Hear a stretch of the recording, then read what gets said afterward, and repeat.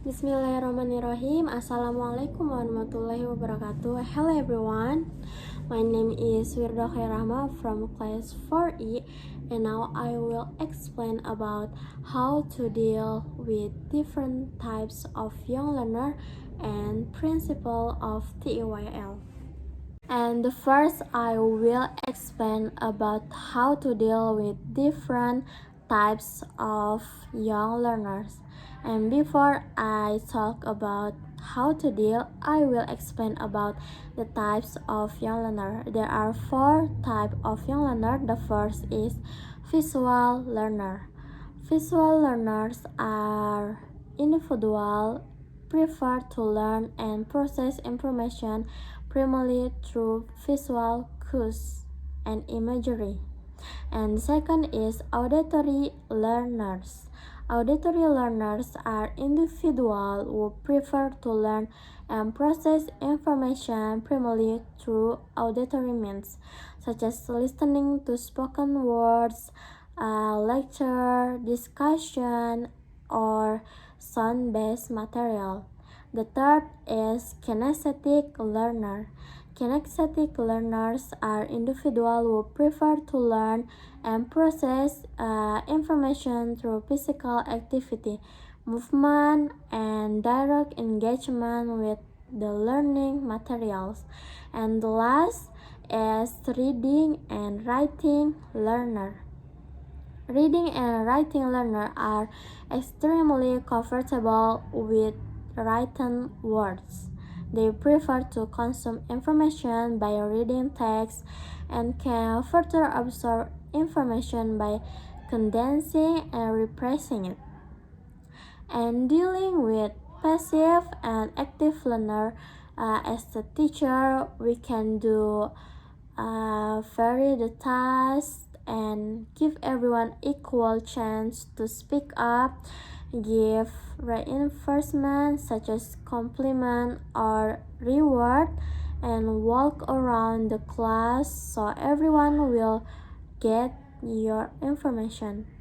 And last is mix the passive and active student in the same groups.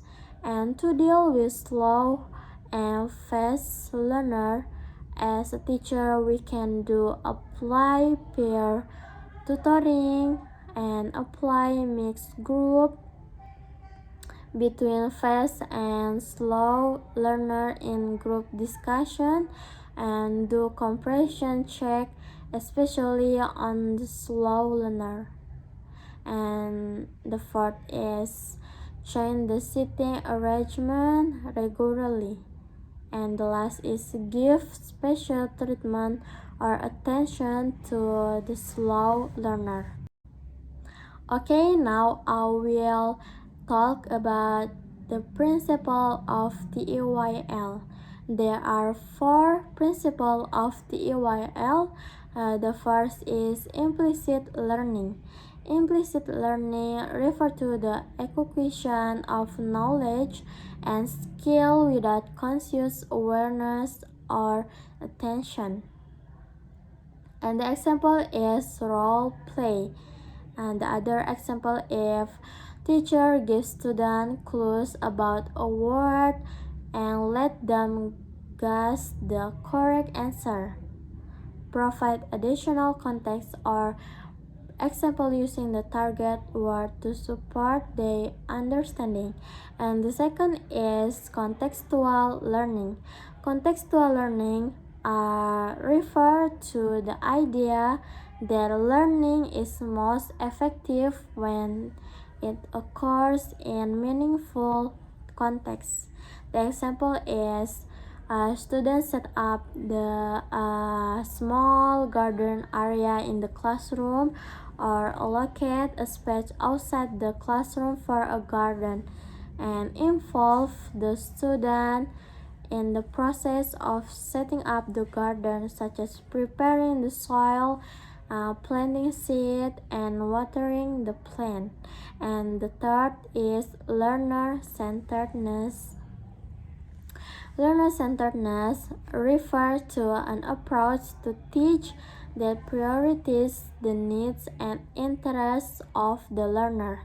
The example is pair works or group works, or maybe student can create written reports or presentation including information about something they interest. And the fourth is meaningful learning. Meaningful learning refers to a process of connecting new information or skill to existing knowledge and experience in a way that is personally relevant and meaningful to the learner. The example is teacher asks question to student what they eat in the morning. I think that's all from me. Thank you. Wassalamualaikum warahmatullahi wabarakatuh.